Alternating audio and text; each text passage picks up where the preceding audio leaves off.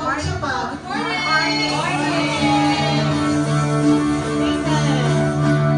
Bago po tayo magsimula, nangyayahan ko po ang lahat na sandaling manahimik, tumulit na manahimik at tayo'y dumulog sa ating Panginoon.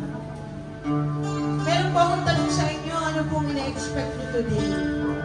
Kasi today, pwede po tayong makareceive from the Lord. Kung ikaw ay napapagod na, maraming mga pinagdadaanan, challenges sa buhay, parang tiring na talaga, pwede tayong magpahinga sa piling ng Panginoon ngayon. Maaari tayong bigyan niya ng kapayapaan. Kaya sa oras na ito, sandali natin siyang kausapin. Come on, church.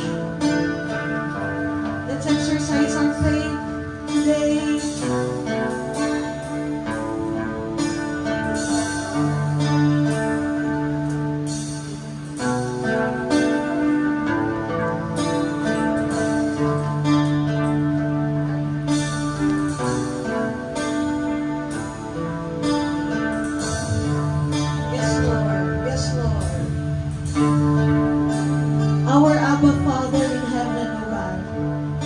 Naririnig mo ang aming mga panalangin sa oras na to.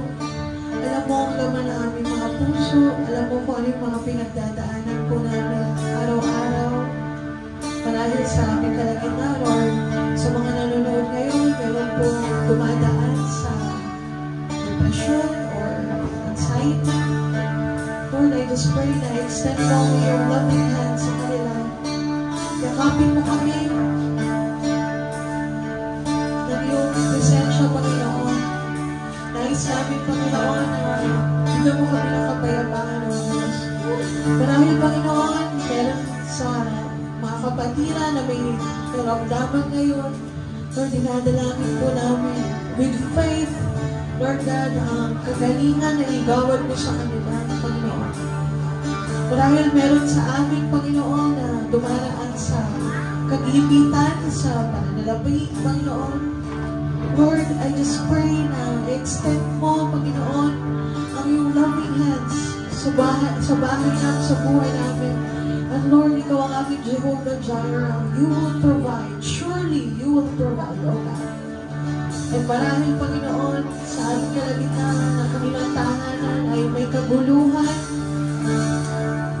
Lord, I just pray, Panginoon, na ikaw, Panginoon, ang pumagitna sa aming mga pamilya. At ikaw mong magbigay ng kaayusan, Panginoon. Lord, right now, at this very moment, Lord God, I pray for this congregation, Lord God. Lord, meet us, Lord God, sa kung ano yung kailangan namin, Lord God. At patuloy mo kaming linisin. Fill our hearts, O God.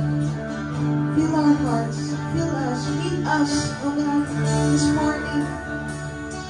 Maraming pong salamat, O Diyos. Palit sa mga salitang mahayag ngayon. Ikaw po ang malitaas, maging sa maging special number sa aming tithes and offering, sa kabuuan ng aming gawain, ikaw ang malitaas po. Salamat po sa kabutihan mo, sa pangalan ni Jesus. Amen and amen. Anigas po lahat na tayo po ngayon. Psalms 95, 6-7, it says here, "O come, let us worship and bow down. Let us kneel before the Lord, our Maker.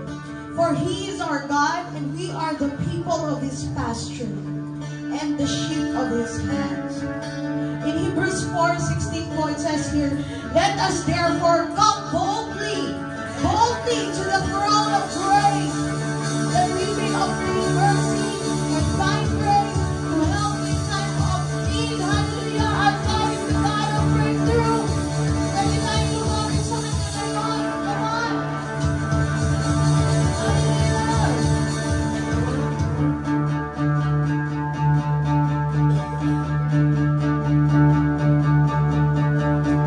Come on, clap your hands, church!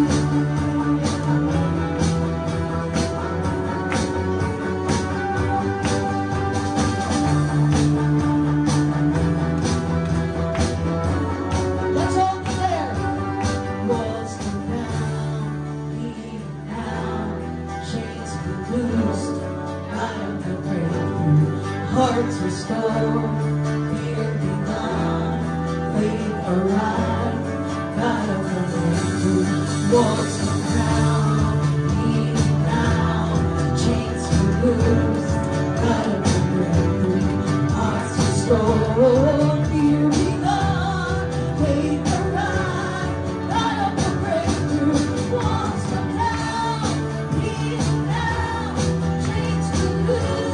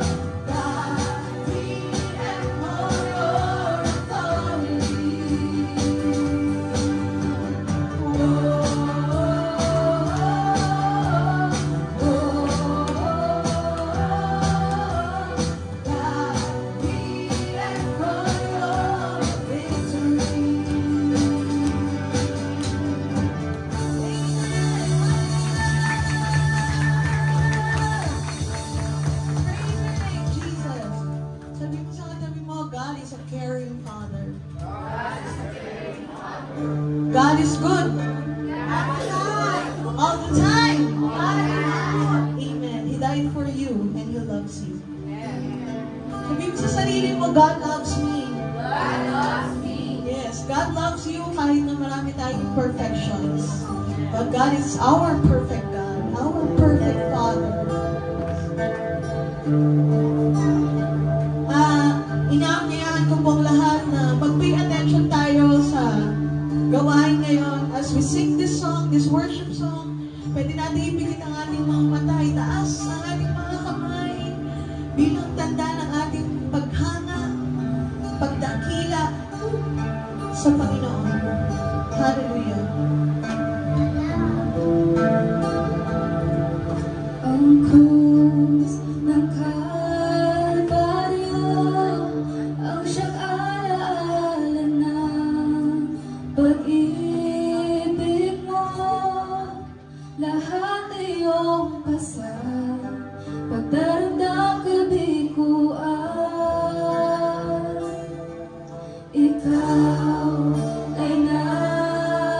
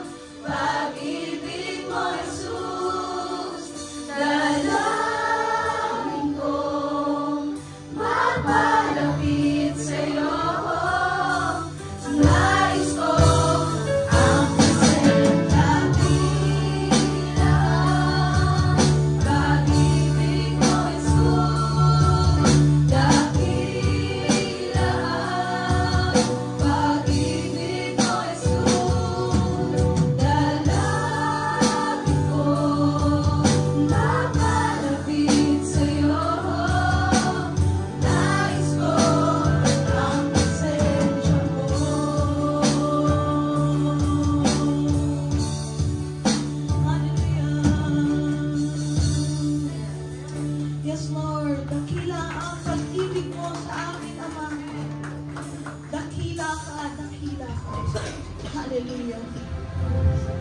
Mga kapatid, let's continue to speak the name of Jesus. The name that is above every name. You are worthy, God. You are worthy, God. Oh, we believe, oh God. We will declare this song with faith, oh God.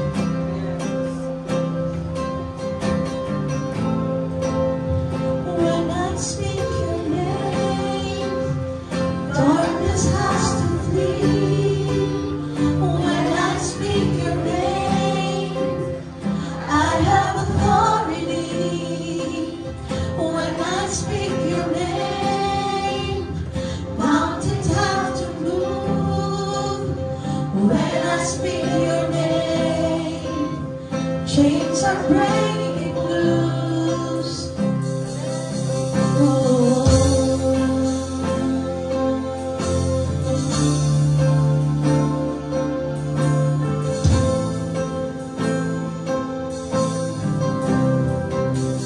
When I speak your name, hearts will start to heal. When I speak your name, storms are being still. When I speak your name, demons have to flee. When I speak your name, I have victory. There's no other name by which I am saved. There's no higher name but Jesus, Jesus. There's no other name. You're the truth and the way. There's no higher name but Jesus, Jesus. And when I speak your name, darkness has to flee. When I speak your name, I have authority. When I speak your name, mountains have to move. When I speak your name, chains are breaking loose. And when I speak your name, my heart will start to heal. When I speak your name, my storms are being sealed. When I speak your name, the demons have to flee. When I speak your name, I have victory.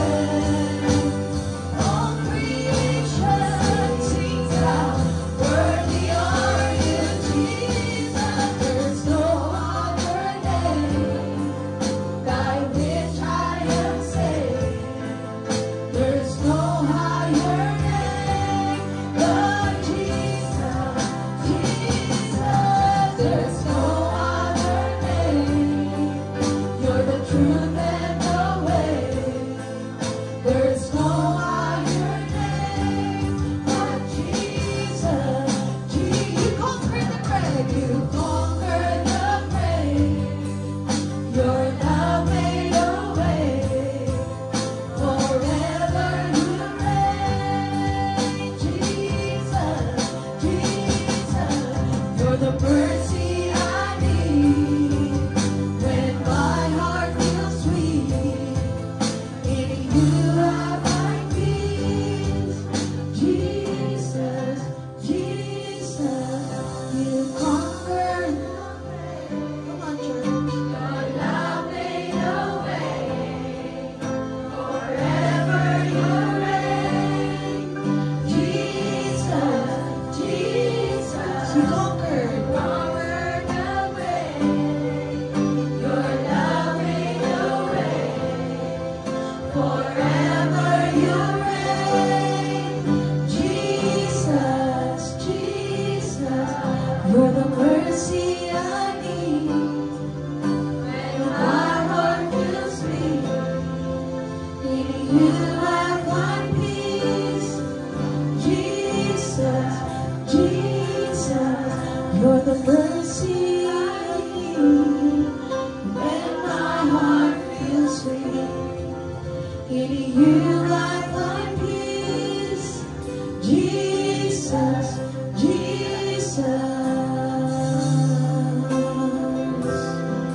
Oh, your name, Jesus. Oh, I love your name. I love you, Lord.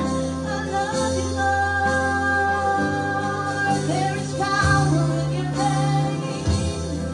There is healing in your name. There is freedom in your name. There's deliverance. There's deliverance. There is breakthrough in your name. Power in your name, God. Provision in your name. No other name. No other name. Hallelujah. Jesus. Jesus. Jesus. Come on, open your mouth. Jesus. Jesus. Jesus.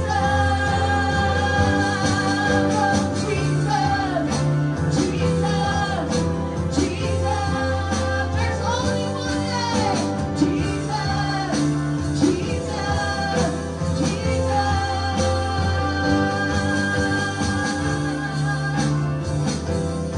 Oh, we love you, Jesus. Thank you, Jesus.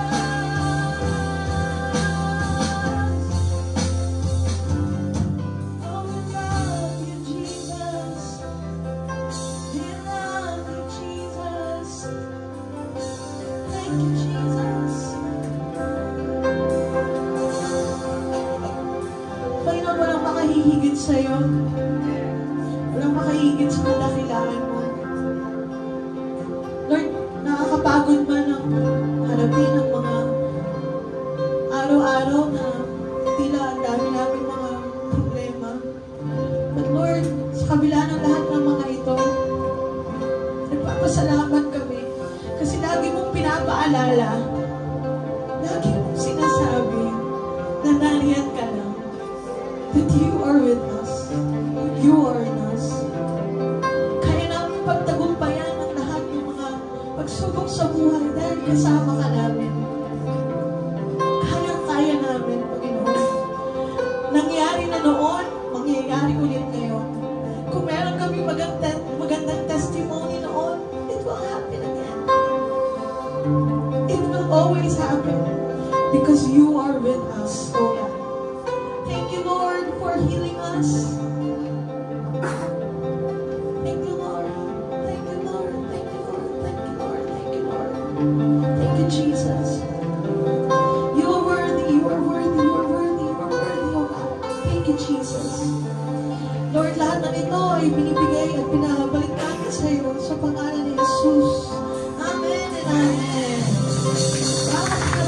Isang mapagpalang araw po sa ating pong lahat, mga kapatiran po dito sa Jesus Christ Heart of Worship. Salamat po at muli tayo po ay nagkasama-sama para makinig po ng salita ng Diyos. At nakakataba po ng puso, nakakalago ng ating spiritual na buhay kapag tayo po ay nakakapakinig ng mga awiting spiritual na kung saan ay patuloy pong pinapangunahan ng ating pong Yada Worship Team. Salamat po sa inyong lahat at salamat po sa patuloy pong pakikiisa at pakikipagtulungan sa ating pong paglilingkod sa ating pong Panginoon. So, ngayon pong umaga pong ito, akin pong tatalakayin ang pang-5 serye na ating pong pinapaksa sa buong aklat po ng Iglesia po sa Galacia, o kung saan sinulatan po ng diretso ng ating ni Apostol Pablo ang Iglesia po sa Galacia. Ang paksa po naman natin ngayon ay pinamagatan po nating pananampalataya ayon sa kagandahang loob mula sa mabuting balita, ang ating Panginoong Jesucristo. Sa aklat po ng Galacia, Kapitulo 2, talatang 11 hanggang 21, ito po ang sinasabi. Ako'y namatay na sa kautusan sa pamamagitan rin ng kautusan upang ngayon mabuhay para sa Diyos. Ako'y kasama ni Kristo na ipinako sa krus, kaya hindi na ako ang nabubuhay ngayon, kundi si Kristo na ang nabubuhay sa akin. At ang buhay ko ngayon sa katawan ay ikinabubuhay ko sa pamamagitan ng pananampalataya sa anak ng Diyos na nagmahal sa akin at naghandog ng kanyang sarili para sa akin. Hindi ko tinatanggihan ang kagandahang loob ng Diyos.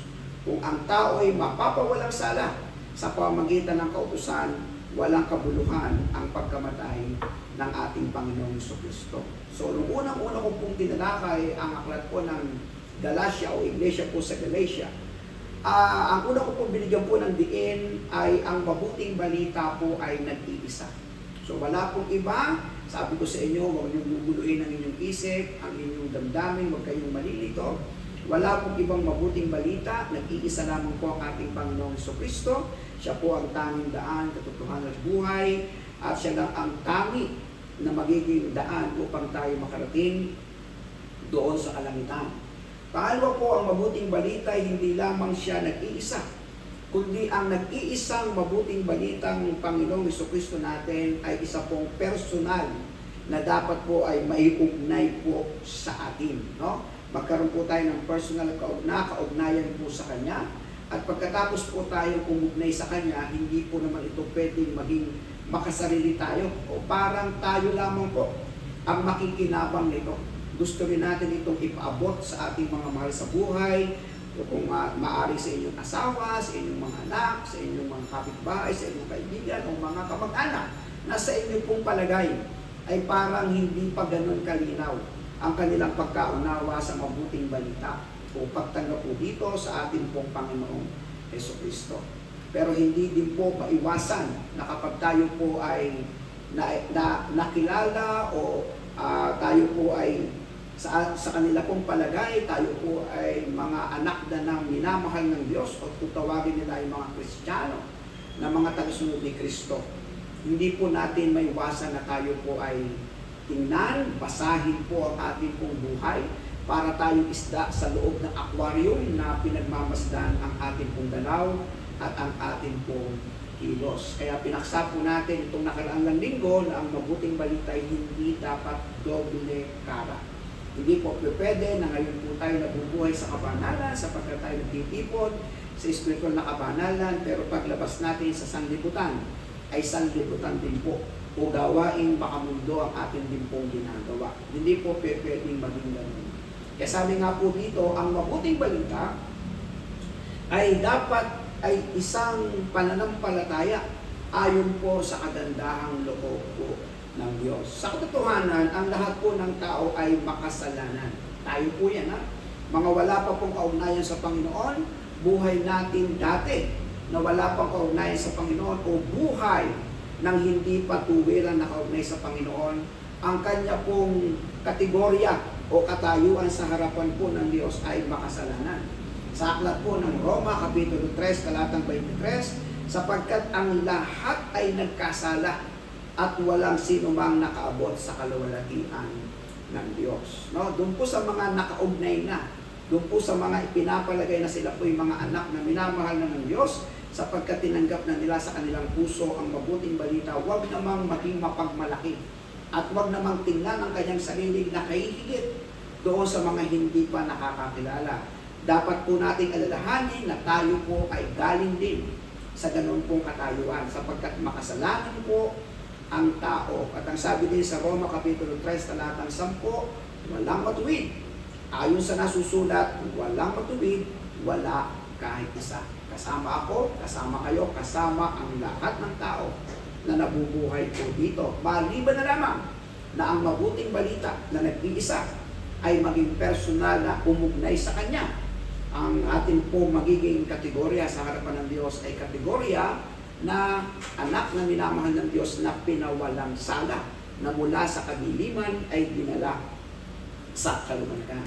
At dahil nga po dito, dapat maintindihan po natin upang lalo po tayong mapamahal sa ating pong Panginoon, sapagkat ang kasalanan at ang pagiging makasalanan ay meron pong kabayaran. Sabi po sa Roma 6:23, sapagkat ang kamatayan ang kabayaran ng kasalanan, ngunit ang walang bayad na kaloob ng Diyos ay buhay na walang hanggan sa pamamagitan ni Kristo Jesus na ating pong Panginoon. Napakabuti po ng ating Diyos, napakahaba po ng kanyang bisig, napakatyaga po niya.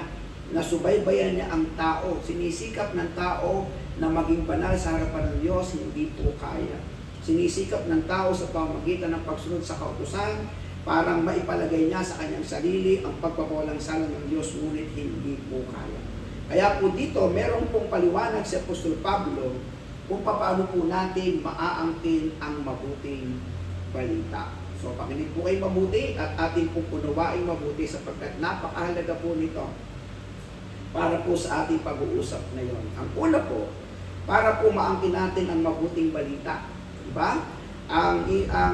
Ang una po ay walang kakayahan ang tao para iligtas ang kanyang sarili.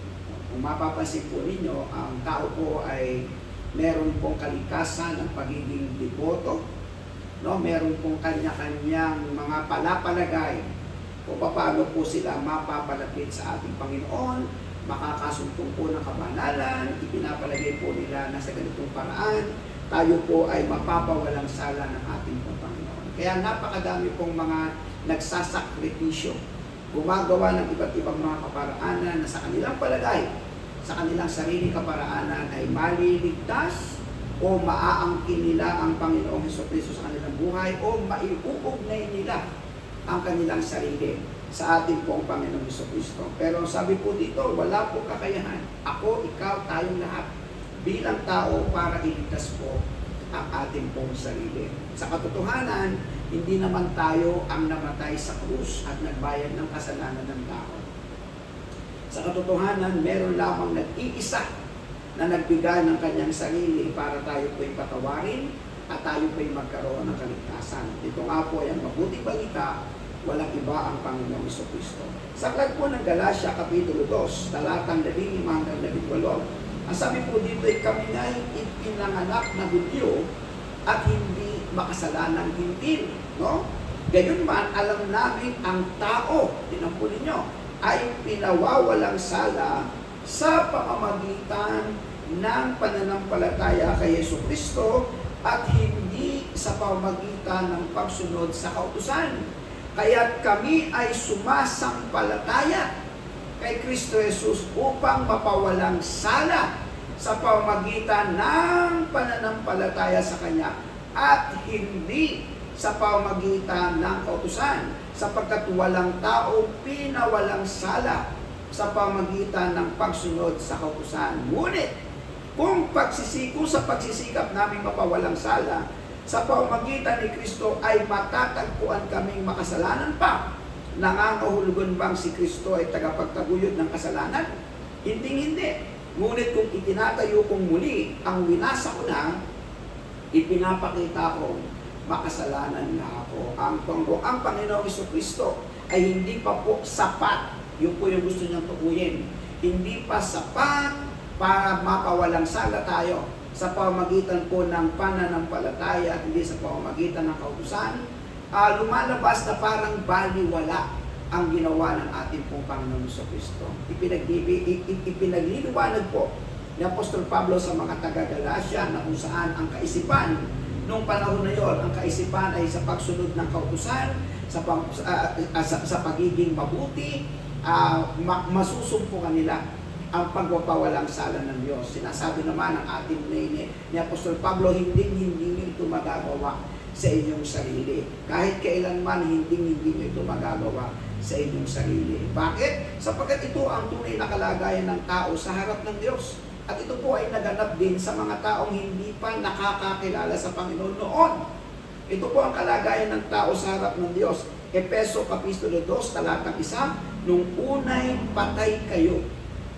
Nung una, so ibig sabihin, itong mga taong sinusulatan ngayon ni Apostol Pablo ay mga nakasumpong na ng mabuting balita. Pero nung una, sila po ay mga patay dahil sa kanilang pagsuway at pagiging mga makasalanan. At sa pamamagitan ng pagiging makasalanan sa katayuan ng Panginoon at pagiging masuwayin. Nung una yon, no? Kaya lahat po ng mga hindi pa nakakasumpong ng mabuting balita, ang kalagayan po nila sa espiritual, sa harapan po ng Panginoon at kaugnayan sa Panginoon ay mga patay sa espiritual na bagay. No? Patay po sa pagsuway at kasalanan. Efeso Kapitulo 2, talatang 4 hanggang 5. Subalit napakasagana ng habag ng Diyos at napakadakila ng pag-ibig niya sa atin.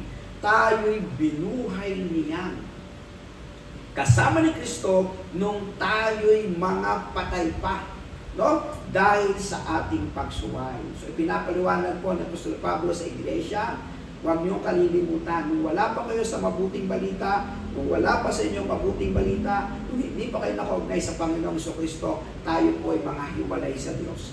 Tayo ay nasa kadiliman, tayo ay patay. Subalit, ngayon, nasa Panginoon na kayo. Huwag niyong iisipin na ito ay dahil sa inyong sarili. Yun po yun eh. Huwag niyong iisipin na ito ay dahil sa meron kayong ginawa para mapawalang sala po tayo. Ito po ay dahil sa napakasaganang habag ng Diyos at napakadakilang pag-ibig niya sa iyo, sa atin, sa ating pagiging patay. Tayo ay binuhay na kasama niya nung tayo'y mga patay pa dahil sa ating pagsuway. At ang kaligtasan ito ay hindi dahil sa ating sarili, kundi dahil sa kanyang kagandahang loob ng Diyos. Kaya po ito po yung ang sabi po dito, sa masaganang habag ng Diyos at pag-ibig, binuhay at naligtas ang tao. Ang kinakailangan lang po talaga, aminin ang pagiging makasalanan. Kung ito po'y naging totoo sa inyo nung panahon bago nyo inugnay ang inyong sarili sa ating Panginoong Kristo, ito po ay tama na hakbangin ang pag-amin sa ating pagiging makasalanan.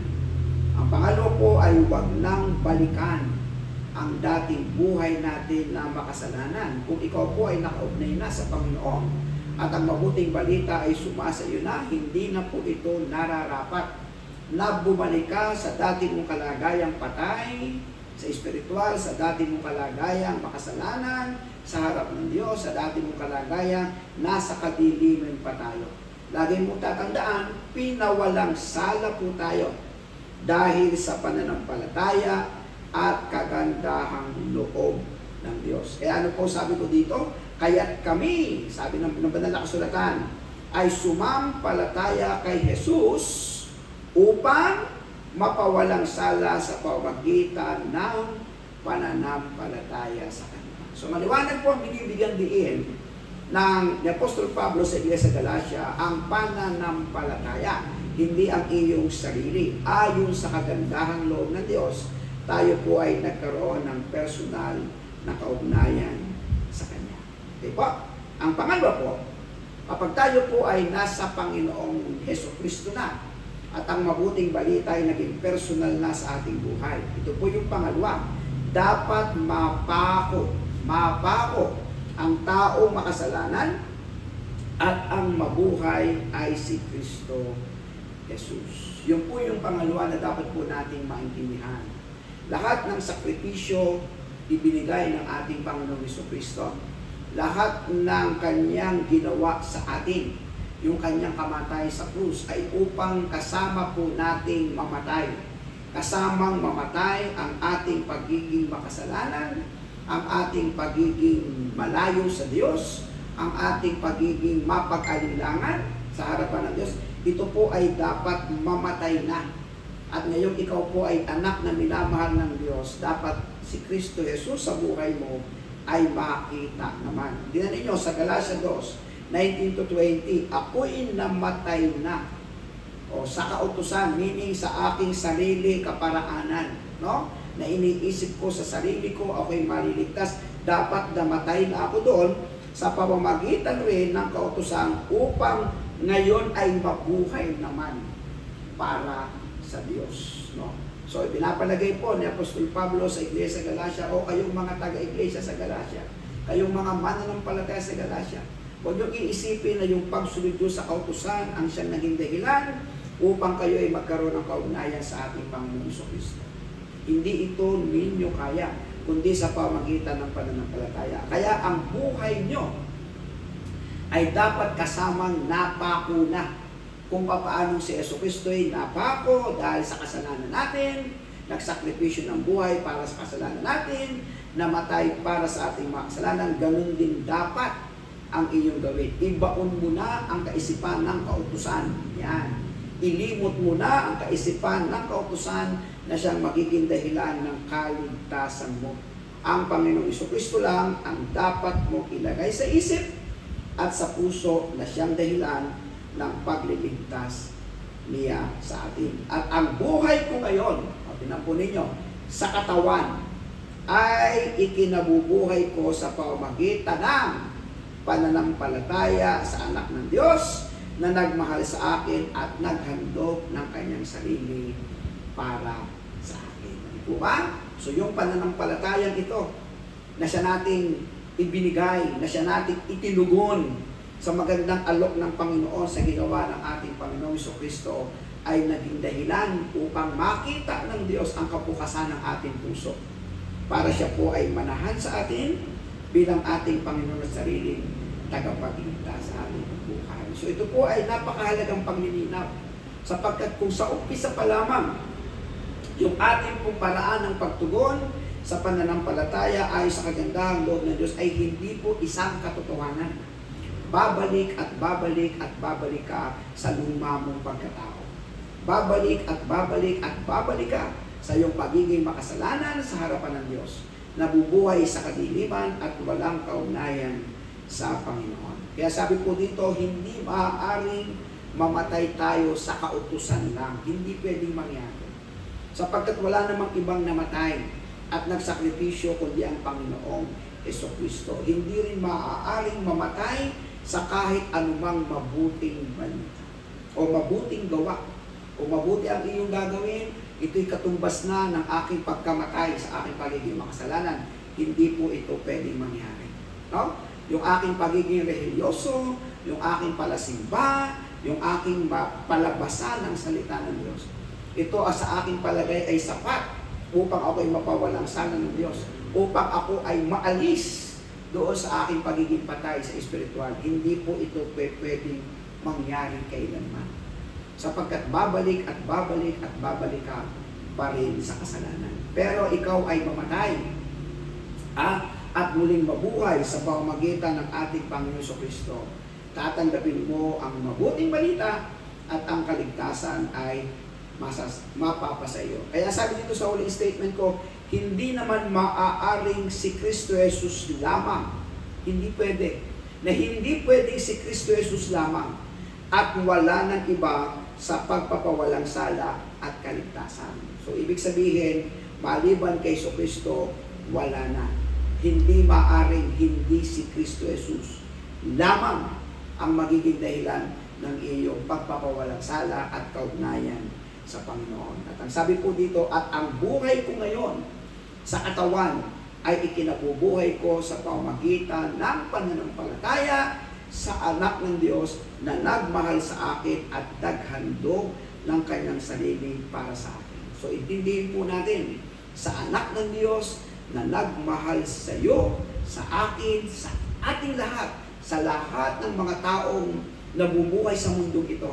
Siya lang ang tanging nagmahal at naghandog ng kanyang sarili sa atin. Hindi ang kautusan, hindi ang mabuting gawa, hindi ang iniisip mo sa iyong sarili. Hindi po ito pwedeng mangyari.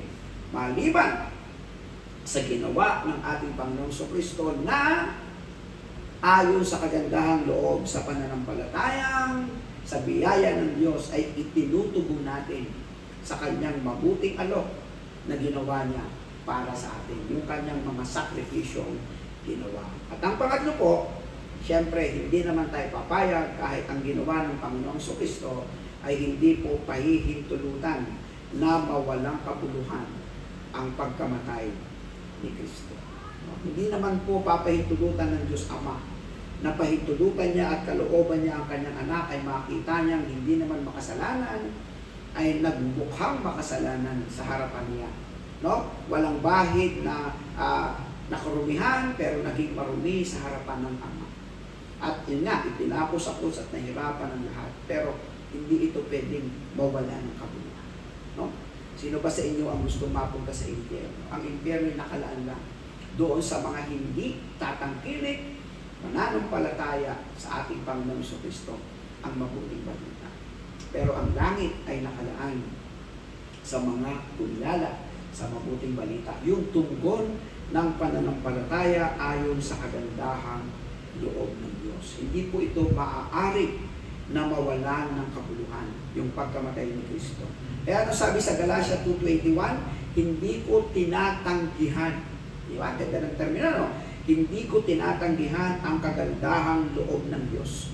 Kung ang tao ay mapapawalang sala sa pamamagitan ng kautusan, walang kabuluhan ang pagkamatay ni Kristo. Kung natatandaan nyo, ang sabi ni Apostol Pablo, wala kayong panama o wala kayong maipagmamalaki sa inyong mga nagawa kumpara sa nagawa ko sa akin. Sobra akong kadiboto, sobra akong karehilyoso sa aking paniniwala na mali noon si Kristo. Pero ngayon si Kristo ay nakita kong siya ang tama, siya ang tamang Panginoon, siya ang tamang Kristo sa buhay ng bawat isa sa atin na sasampalataya. Ngayon ibinabalik ko sa inyo ang mga katuruan ito. Paniwalaan nyo na walang ibang pangalan sa silong ng langit na sukat ikaligtas maliban sa ating Panginoong Kristo. Huwag niyong tanggihan ang magandang mabuting balita.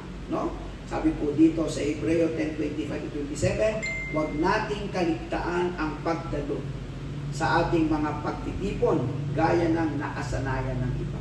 No? Sa halip, patakasin natin ang loob ng isa't isa. Lalo na ngayon nakikita natin malapit na ang araw ng Panginoon. Kaya ano po yung laging itinuturo sa inyo ni Tatay Pastor? Paglago sa panalangin, paglago sa pagsamba, paglago sa pag-aaral ng salita ng Diyos, paglago sa pagpapatutuo ng ating buhay Kristiyano, at pakikibahagi sa pag-iibanghelyo. Hindi po ito natin dapat isa-isang tabi. At hinihimok po tayo na kung maaari, pag may mga pagkakataong magtipon-tipon, huwag natin pong kaligtaan. Atin pong samantalahin ang magtipon sapagkat malapit nang dumating ang araw ng Panginoon. Talatang 26, napakalaga po nito. Matapos nating malaman at tanggapin ang katotohanan at sadyain pa rin nating magkasala. Ayun, ibig sabihin, hindi mo sineryoso, hindi mo inilagay sa puso pagkatapos mo malaman ang magagandang turo ng Panginoong Kristo. Pero binaliwala mo pa rin. Tandaan nyo, ito isang malaking babala sa ating lahat. Wala nang handog na maiaalay pa para sa ikapagpapatawad ng ating mga kasalanan. Ang mabuting balita nag-iisang Jesucristo ay minsan lamang. Minsan lang at hindi na mauulit. Kaya kapag yung ating pong yung pong kagandahang loob ng Diyos na ating pong tinugunan ng ating pong makilala mabuting balita ang ating Panginoong Kristo, huwag na po natin pabayaan sa ating puso. Seryosohin na po natin, huwag nating parang baliwalain. Nako, mga kapatid, kita niyo naman ang nangyayari sa sandaigdigang ito. Kabi-kabila na po ang baha, lindol, at iba't iba pong mga pangyayari. Padami ng padami ang kasalanan sa kapaligiran. Kung ikaw ay hindi magiging seryoso sa pagkakilala sa mabuting balita, walang ibang tutulong sa iyo para magbago. Walang ibang tutulong sa iyo para mapagtagumpayan ng kasalanan, kundi ang Panginoong Kristo na nagtagumpay sa kasalanan, na nagbayad ng ating mga kasalanan. Ang sabi ng talatang 27, ang naghihintay na lamang sa atin ay ang kakilakilabot na paghuhukom at ang naglalagablab na apoy na tutupo sa mga kaaway. Kaya kapag ikaw na nasa mabuting balita na napunta pa sa impyerno, pagkukulang mo na yan. Ang ibig sabihin sa umpisa pa lamang, maaaring hindi mo na talaga inilagay sa puso mo ang mabuting balita. Hindi nagkulang ang ating pong pagsasama-sama. Hindi nagkulang ang salita ng Diyos. Hindi nagkulang ang tatay pastor para ipaliwanag sa inyo paulit-ulit. No? Natatandaan ninyo ang mga petsa na kung saan seryoso niyong kinilala ang mabuting balita. No? Tayo po ay papunta na sa pangatlong taon. Hindi ko alam kung mula umpisa natatandaan nyo pa paano umugnay ang mabuting balita sa inyo ayon sa kagandahang loob ng Diyos. Kaya tandaan po ninyo, ang ginawa ni Jesus ay minsan lang. Minsan lang at hindi na ito mauulit. Pangalawa, hindi ito magagawa ng tao o ng kahit sino man. At ang pangatlo, ang ginawa ng ating Panginoong Hesus ay dapat bigyan ng malalim na kahulugan sa puso ng bawat isa sa atin. Okay? Ang pananampalataya mo ba sa kasalukuyan ay nasa puso mo. Isang tanong na dapat masagot ng isang seryosong kasagutan. Tunay ba yung pananampalataya mo sa Kanya na walang pag-aalinlangan? Tunay ba yung iyong pagkilala sa iyong sarili bilang makasalanan na mapapahamak? Tunay ba na pinagsisihan mo ang iyong mga kasalanan bago mo kinilala ang ating Panginoong Jesucristong mabuting balita na sa puso natin ay dapat kilalanin bilang Panginoon at sariling tagapagligtas? Pangalawa po, may iba pa bang hinahanap ang puso mo? Meron pa bang ibang tagapagligtas na hinahanap ang puso mo? Kung iniisip mo ay kaya mo sarili para maligtas, balik. Kung iniisip mo ay ang pagsama dito sa grupong ito, sa Jesus Christ Heart of Worship, mali. Kung iniisip mo ay pagiging deboto sa anumang kaparaan ng pang-espiritual, basa ng Biblia, panalangin, pagsamba, pagiging mabuti sa harapan ng mga tao, mali. No? Maliban kay Jesus, wala na. Inuulit ko at ulitin ko. Wala ng iba. Ang mabuting balita ay ang Panginoong Jesucristo lang at ito ay tunay na masusumpungan sa isang personal na kaparaanan sa pamamagitan ng pananampalataya ayon sa kagandahang loob ng Diyos. Tandaan nyo, John 14:6, sumagot si Jesus, ako ang daan, ang katotohanan, at ang buhay. Walang makakapunta sa Ama, kundi sa pamamagitan ko. Sa Kanya lamang matatagpuan ang kaligtasan, sapagkat walang ibang pangalan sa buong daigdig na ibinigay ng Diyos sa mga tao upang tayo ay maligtas. At ito po ay pasisinayaan ng atin pong nalalapit na concert, no? Itong acoustic concert na kung saan ang Panginoong Jesucristo Jesus ay atin pong itataas. Ilalagay po natin siya sa lugar na kung saan ay tama na siya po'y nasa kanan ng Ama. At siya po'y ating ikilalanin bilang Hari ng mga hari, Panginoon ng mga Panginoon. At atin po ilalagay sa puso, walang ibang pangalan sa silong ng langit maliban sa ating Panginoong Jesucristo. Tayo po ay manalangin, aming Diyos, aming Panginoon. Nagpapasalamat po kami dahil kayo po ay napakabuting Diyos na nagmamahal po, Panginoon, sa amin.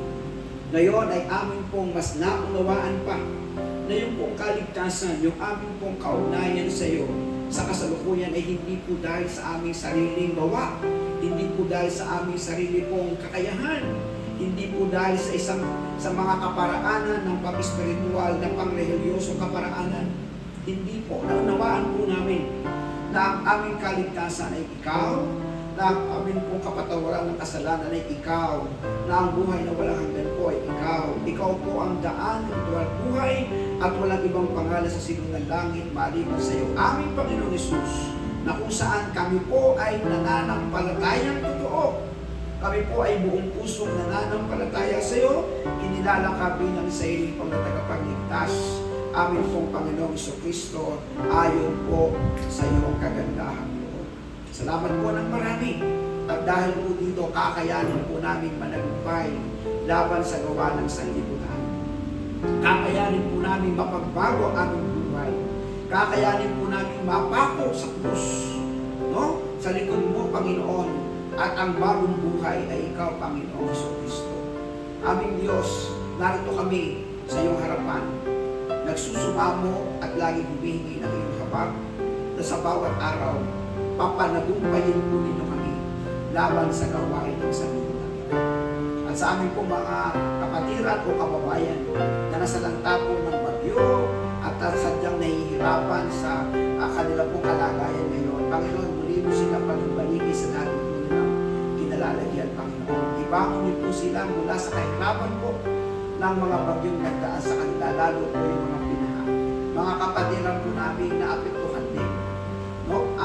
Aming Diyos, wala po kami ibang pwedeng pagkaniwalaan kundi ikaw lamang ang Panginoon. Mga may sakit na iyong pagagalingin, mga may kabigo ang bibigyan mo ng pag-asa, mga walang-wala pagdating sa pinansyal, pero ikaw po ay tutulong at gagawa ng paraan upang sila po ay matugunan ang kanilang mga pangangailangan.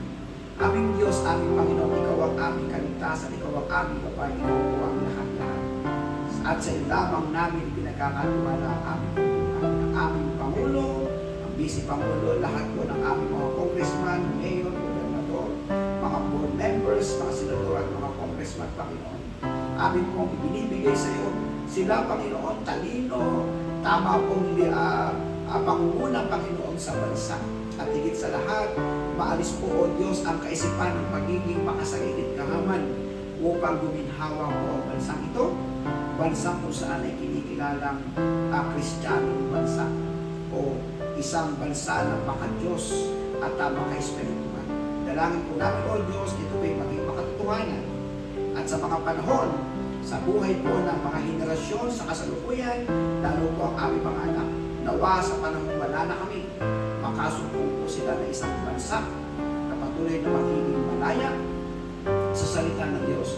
At ang naitanim na sa puso ng bawat isa sa amin ay patuloy na tumubo, magbunga at maglumalim ang ugat na ang pundasyon ay walang iba kundi ang Panginoong Jesucristo na kung saan sumasa amin sa banal na Espiritu.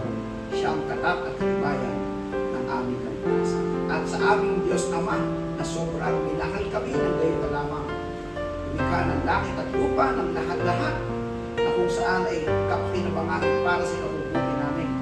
At hindi nga po ipinagkait ang kanyang bugtong na anak si Jesucristo, kinikilala namin na mabuting balita at kinikilala namin bilang aming sa iyo pang nagkabing tagapagligtas sa banal na Espiritu sumasa amin sa sino mang nanampalataya bilang katakatibayan ng aming kaligtasan ay siya namang manguna, ang siya namang pumatlubay at bumabay sa amin, maging sa amin po pag-iwahiwalay.